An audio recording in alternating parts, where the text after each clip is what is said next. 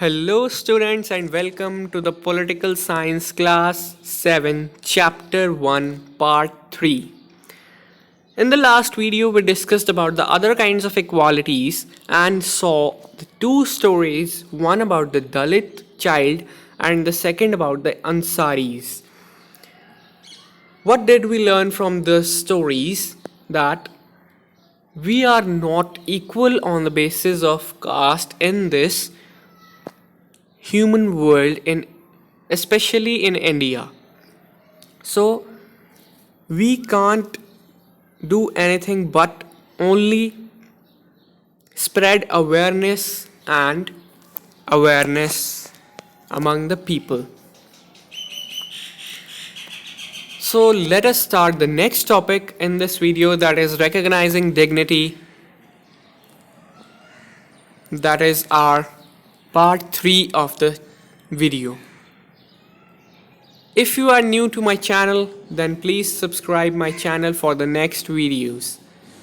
You have understood by now that the caste we are born into, the religion we practice, the class background we come from, whether we are male or female, these are often the things that determine why some people are treated unequally.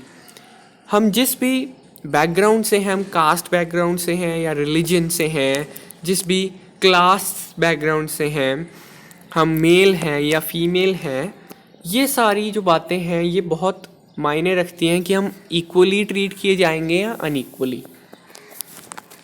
हालांकि ऐसा होना तो नहीं चाहिए, लेकिन होता आया है और अभी भी होता है.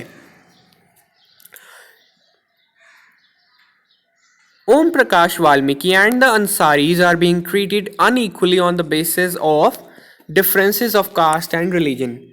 अंसारीज के केस में रिलीजन का था और दलित्स के केस में, वाल्मीकि के केस में कास्ट का. When persons are treated unequally, their dignity is violated. जब भी लोगों को अनइक्वली ट्रीट किया जाता है, उनकी डिग्निटी वायलेट होती है, उनकी सेल्फ रिस्पेक्ट, उनकी अंतर आत्मा की जो रिस्पेक्ट होती है वो वायलेट होती है. The dignity of both Om Prakash Valmiki and the Ansaris was violated because of the way in which they were treated. जिस वे में उनको ट्रीट किया जाता था, उनसे उनकी डिग्निटी वायलेट होती थी. By picking on him and making him sweep the school because of his caste, Om Prakash Valmiki's schoolmates and teachers hurt his dignity badly and made him feel as if he was less than equal to other students in the school. जब भी उससे पोछा लगवाया जाता था या झाड़ू पोछा जो भी सफाई करवाई जाती थी, सिर्फ इस बेस पे कि उसकी कास्ट कौन सी है, तो उसकी डिग्निटी बहुत हर्ट होती थी, उसकी अंतरात्मा बहुत हर्ट होती थी.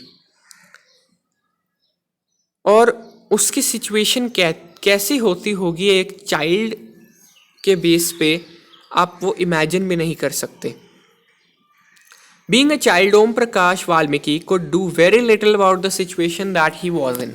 एक बच्चा होने पर वो क्या कर सकता था? कुछ भी नहीं कर सकता था.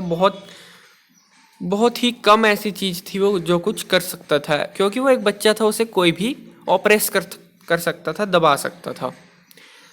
It was his father who, on seeing his son sweep, felt angry by this unequal treatment and confronted the teachers. वो तो उसके सिर्फ पिताजी थे जो ऐसा व्यवहार देखकर टीचर्स का उनको कन्फ्रंट किया, टीचर्स को उनसे आमने सामने बात की, आंखों में आंखें डालकर. However, when the property dealer suggested that they change their name, it was their dignity or self-respect that made them refuse this suggestion. ये उनके सेल्फ रिस्पेक्ट थी. अंसारीज को जब प्रॉपर्टी डीलर ने सजेस्ट किया था नेम चेंज करने के लिए, कि उन्होंने अपना नेम चेंज नहीं किया था. Om Prakash and the Ansaris do not deserve to be treated like this. They deserve the same respect and dignity as anyone else. उनकी भी इतनी ही डिग्निटी होनी चाहिए, उनकी भी रिस्पेक्ट होनी चाहिए, उनको ऐसा ट्रीटमेंट नहीं मिलना चाहिए. वो भी इंसान हैं. हमें इस बात को समझना होगा और लोगों को भी समझाना होगा, ये हमारी ड्यूटी है.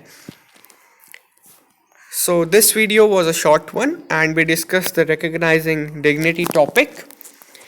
The next topic we will discuss, that is equality in the Indian democracy. in the next video. Till then, goodbye, thank you, and don't forget to subscribe my channel.